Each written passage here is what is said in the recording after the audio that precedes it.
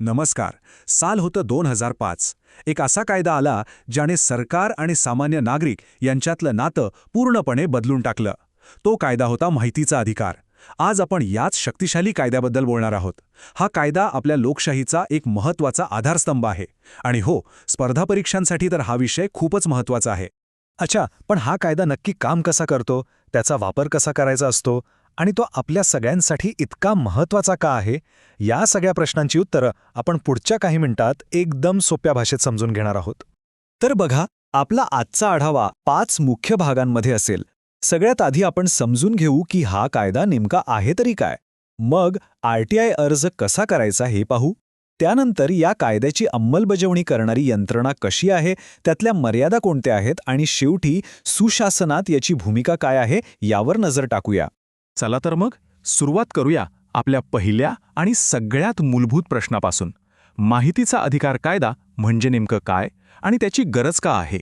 लक्षात घ्या, माहितीचा अधिकार हा फक्त एक कायदा नाहीये, तर तो आपल्या राज्यघटनेने दिलेल्या अभिव्यक्ती स्वातंत्र्याचाच एक अविभाज्य भाग आहे. सोपे भाषेत सांगायचं तर सरकार काय करतंय, कसं करतंय हे जाणून घेण्याचा आपल्याला हक्क आहे. आणि याच हक्कामुळे सरकारी कामकाजात पारदर्शकता येते आणि अधिकारी थेट नागरिकांना जबाबदार राहतात. बरं, हा कायदा काही एका रात्रीत आलेला नाहीये. त्याची पायाभरणी झाली होती 2002च्या माहिती स्वातंत्र्य कायद्यातून. मग 2005 मध्ये तो मंजूर झाला आणि त्यानंतर तो टप्प्याटप्प्याने लागू करण्यात आला. हे असं यासाठी केलं गेलं जेणेकरून सरकारला माहिती अधिकारी नेमण्यासाठी आणि बाकीची तयारी करण्यासाठी पुरेसा वेळ मिळावा. एक खूप विचारपूर्वक केलेली ही अंमलबजावणी होती.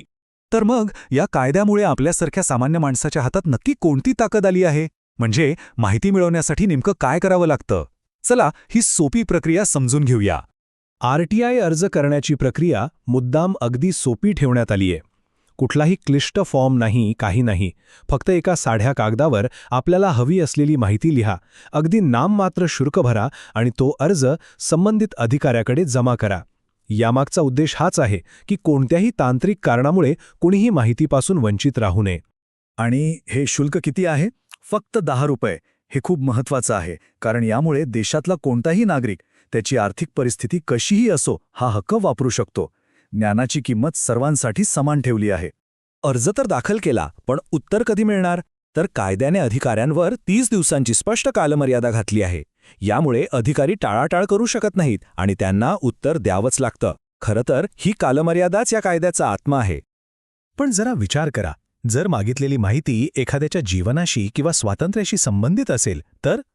अशा गंभीर प्रकरणांमध्ये कायदा 30 दिवसांची वाट बघत नाही. तेव्हा ही मुदत थेट 48 तासांवर येते.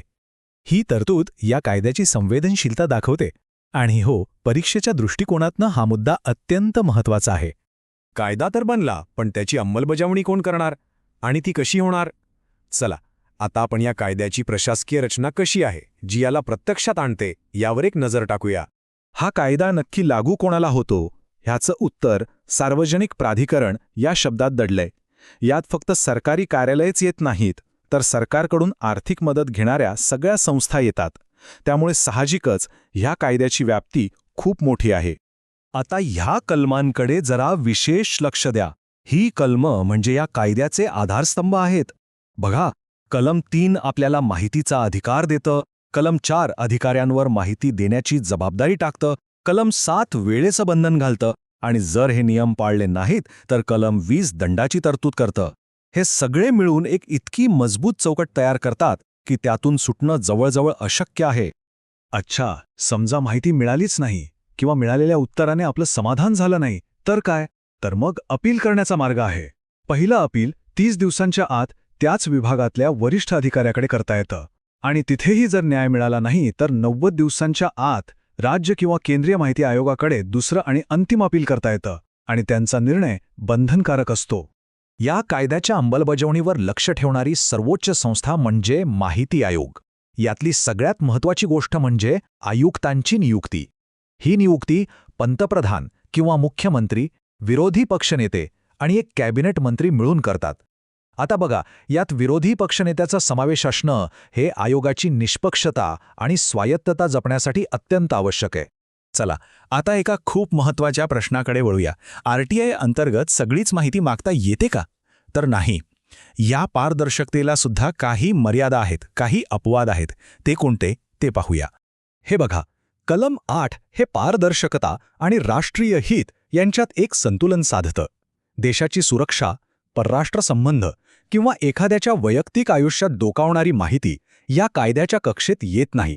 म्हणजे कायदा नागरिकांना अधिकार नक्कीच देतो, पण तो जबाबदारीने वापरला जावा हेही पाहतो.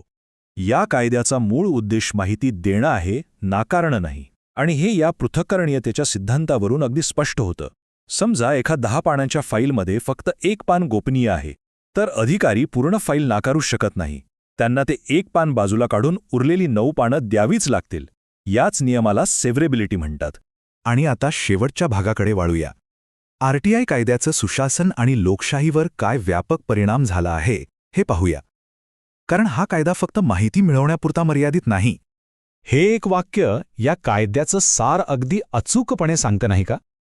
माहितीचा अधिकार हा पारदर्शक, जबाबदार आणि भ्रष्टाचारमुक्त प्रशासनाचा खरा पाया आहे. थोडक्यात सांगायचं तर आरटीआयमुळे सुशासनाचे 3 मुख्य स्तंभ बळकट होतात. 1. पारदर्शकता, कारण सरकारचं काम लपून राहत नाही. 2. उत्तरदायित्व, कारण अधिकाऱ्यांना त्यांच्या निर्णयांचा जाब द्यावा लागतो. आणि 3. नागरिकांचे सक्षमीकरण, कारण माहिती मिळाल्यामुळे सामान्य माणूस केवळ मतदार न राहता शासन प्रक्रियेत एक सक्रिय भागीदार बनतो. तर माहितीचा अधिकार हा निसंशयपणे एक खूप शक्तिशाली कायदा आहे, पण तो अजून प्रभावी कसा करता येईल? डिजिटल युगात त्याची पुढची दिशा काय असायला हवी? हा प्रश्न केवळ सरकारसाठी नाही, तर आपल्या सगळ्यांसाठी आहे. यावर विचार करायला नक्कीच हरकत नाही.